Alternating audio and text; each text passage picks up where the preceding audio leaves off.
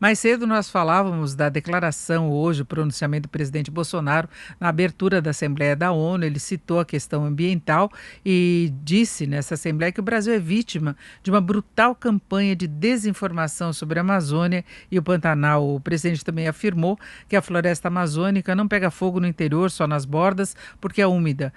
Segundo disse, quem coloca fogo nos arredores são o índio e o caboclo. E sobre a repercussão de tudo isso, do que está acontecendo nessa Assembleia, porque logo depois tivemos outros pronunciamentos, falamos também mais cedo sobre as declarações de Donald Trump, presidente dos Estados Unidos, e nós vamos falar sobre essa situação agora com Cláudio Fristach, que é ex-economista do Banco Mundial e diretor da Interb Consultoria. Então, Cláudio, boa tarde. Boa tarde, Denise, a você, a todos os ouvintes. Bom, então, Cláudio, na verdade, o Brasil continua na posição defensiva em relação às críticas que vem recebendo. O presidente joga muito essa responsabilidade por países que, segundo ele, danificaram muito mais, prejudicaram muito mais o meio ambiente, critica as ONGs, critica a imprensa também pelo noticiário que é veiculado. Eu queria saber se o senhor vê como positivo o Brasil ter essa posição de defesa na abertura de uma Assembleia como da ONU, não é, em que os holofotes globais estão focados nas declarações e o Brasil precisando passar uma mensagem diferente, não é? Olha, Denise, normalmente a posição de vítima, né, vitimização, não é uma posição muito boa de se estar. Tipicamente, quem realmente não fez o dever de casa, a última, ou diz que não teve tempo ainda, ou porque não tem os recursos, e a última linha de defesa é vitimizar-se. É dizer que você é vítima de uma grande conspiração, enfim, da Europa, das ONGs, etc. Eu acho que isso é completamente improdutivo. O presidente perdeu uma grande oportunidade de tentar dar uma volta por cima, digamos assim, propor uma nova agenda. Ninguém nasce sabendo, você pode dizer até que, bem, tudo bem, erramos nesse ano e meio, mas vamos propor uma nova agenda, uma agenda construtiva.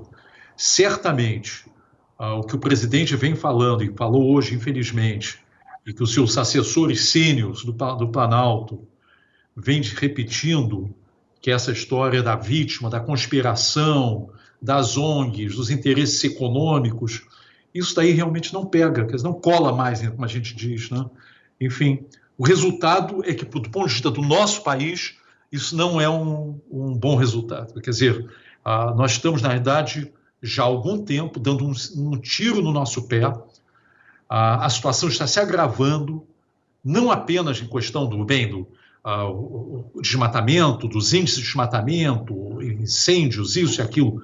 É a percepção lá fora. Está cada dia pior. O nosso país está mais isolado, não menos isolado.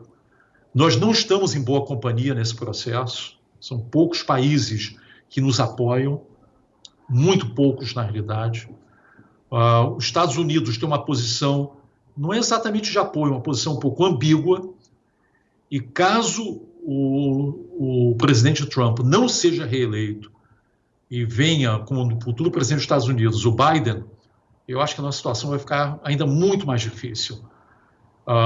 Pelo contrário, o que nós deveríamos estar fazendo nesse momento é um processo de esvaziamento dessas críticas, tomando ações concretas, reais, demonstráveis, para conter o desmatamento, número um, fazer um compromisso inarredável de desmatamento ilegal zero, não colocar a culpa nos índios e caboclos, porque, sinceramente, isso aqui é um despautério, não faz nenhum sentido. Todo mundo sabe que o desmatamento ele é efetivado, são ações ilegais de organizações criminosas na Amazônia. É isso que acontece.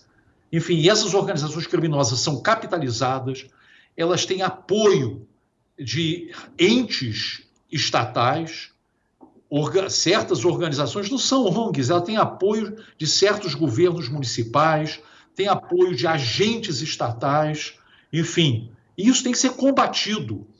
E você combate, você tem que ter uma proposta efetiva, organizada, estruturada de combate, com metas e com compromissos inarredáveis. Fazer o contrário, se colocar de vítima, realmente isso não chega a lugar nenhum. Eu acho que foi um grande desperdício você ter um palco global, Brasil, como todos sabem, quer dizer, é o país que abre a Assembleia, enfim, e esse foi um grande desperdício, foi um momento infeliz, digamos assim, nesse sentido da nossa história, e particularmente da nossa história ambiental, frente a uma situação que nós estamos cada dia mais isolados. Denise, isso aí é um dado, enfim, eu como brasileiro fico muito triste com essa situação, e nós estamos, eu converso com muitos investidores, é uma coisa semanal, quer dizer, com muita gente, a situação vem se agravando, não está melhorando. E os investidores observam o Brasil de várias formas. Tem essa questão ambiental, que é uma questão que pesa para o mundo todo. Inclusive, a gente percebe uma preocupação do produtor agrícola brasileiro, que tem competitividade, que tem espaço no mercado internacional, tentando demonstrar que essa produção focada no exterior, ela não é comprometida com essas situações aí que acabam afetando o meio ambiente brasileiro. Eles tentam passar esse recado de várias formas, não é? Então, tem essa preocupação, e o investidor estrangeiro também está observando muito o que acontece aqui no Brasil do ponto de vista de gestão da economia, contas públicas e tudo mais. A gente tem registrado saída de recursos do país e o Brasil precisa muito de investimento, não é? Olha, nós estamos na seguinte situação, Denise, isso não é, basta a gente abrir o jornal ou abrir o noticiário, etc. Nossa situação fiscal é cada dia mais frágil. Nós vamos sair dessa pandemia não menos, não melhor, mas piores, com maior desigualdade, maior fragilidade fiscal, as perspectivas não são boas e há uma desconfiança hoje no mercado na capacidade de nós reorganizarmos as nossas contas públicas pós-pandemia. E essa desconfiança está sendo expressa concretamente, de uma forma muito objetiva, nas taxas de juros longas, na capacidade, na dificuldade, digamos assim, do Tesouro rolar nossa dívida está sendo encurtada, né? Estamos pagando mais, estamos com mais dificuldade, enfim, de sustentar a nossa situação fiscal, que é hoje mais frágil do que ontem, anteontem, etc. Nós precisamos, consequentemente, de confiança, precisamos de transparência, precisamos de confiança no nosso país. Confiança que o governo está no caminho certo e que a população apoia o governo. O caminho que nós estamos traçando do ponto de vista ambiental, do ponto de vista das nossas relações externas, é um caminho que vai nos levar numa situação, digamos assim, de impasse. Vamos encontrar um pouquinho à frente uma parede, vamos bater nessa parede.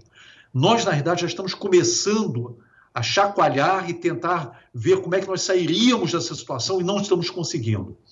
Existe um esforço do Ministério da Agricultura, existe um esforço dos ministérios, vamos chamar, não ideológicos, de superar essa situação, mas, infelizmente, não há essa compreensão no Planalto, não há compreensão no meio ambiente, não há essa compreensão do Ministério das Relações Exteriores.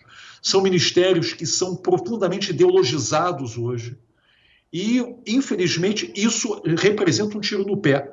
Isso representa, Denise, concretamente, menos oportunidade de investimento para nós. Nós temos problemas hoje de restrições no fluxo de investimentos. Nós temos um potencial enorme, mas os investidores olham para o Brasil não como olhavam anteriormente, mas hoje olham com desconfiança. E não tem porquê. Se nós não dessemos esses tiros contínuos, sequenciais nos nossos pés, enfim, nós estaríamos numa outra situação. E, infelizmente, esses tiros, por assim dizer, enfim, estão sendo dados a partir do próprio Palácio do Planalto. O que nós vimos hoje nas Nações Unidas, como eu falei, é uma coisa que não faz nenhum sentido. O presidente desperdiçou, jogou fora uma oportunidade de reverter uma situação. Ele poderia ter apresentado um plano de ação crível, com metas, com objetivos no tempo. Não fez isso. Ele simplesmente, se a gente se colocou como de vítimas, colocou a culpa no índio, no caboclo, pelo amor de Deus, quer dizer, quem é que acredita nisso? Enfim, então, realmente, essa situação de grande incerteza, fragilidade fiscal e uma ideologia, digamos assim, um exagerado, eu diria que é um governo que continua fragmentado, dividido entre aqueles que são pragmáticos, que apresentam resultados, e aqueles que, no fundo, falam muito, fazem pouco, e o que falam estão nos atrapalhando. Infelizmente, é isso. Eu, como brasileiro, gostaria de dizer outra coisa, mas como analista, tentando ser razoavelmente objetivo, é isso. E o Palácio do Planalto, que poderia influenciar esse jogo, que poderia dizer, gente, menos ideologia, e vamos efetivamente fazer algo concreto, produtivo para o país, não está fazendo isso. O Palácio do Planalto, na hora H, ele de alguma forma se junta, nesse caso concreto, a gente viu isso hoje, agora, algumas horas atrás, enfim, com a parte do governo que é menos produtiva, que basicamente que atua no âmbito ideológico e numa ideologia que quer dizer, que do ponto de vista do país, basicamente nos isola. O Brasil é hoje um país cada vez mais isolado. Nós temos que enfrentar esse problema. E não vamos nos esconder atrás de sermos vítimas. Nós não somos vítimas. Na realidade, nós estamos causando isso. E não é a sociedade, é o governo que está causando isso. É o Ministério do Meio Ambiente que está causando isso. É o Ministério das Relações Exteriores que está causando isso. São esses ministérios que nos colocam numa posição de isolamento. Precisamos reverter isso o mais rápido possível.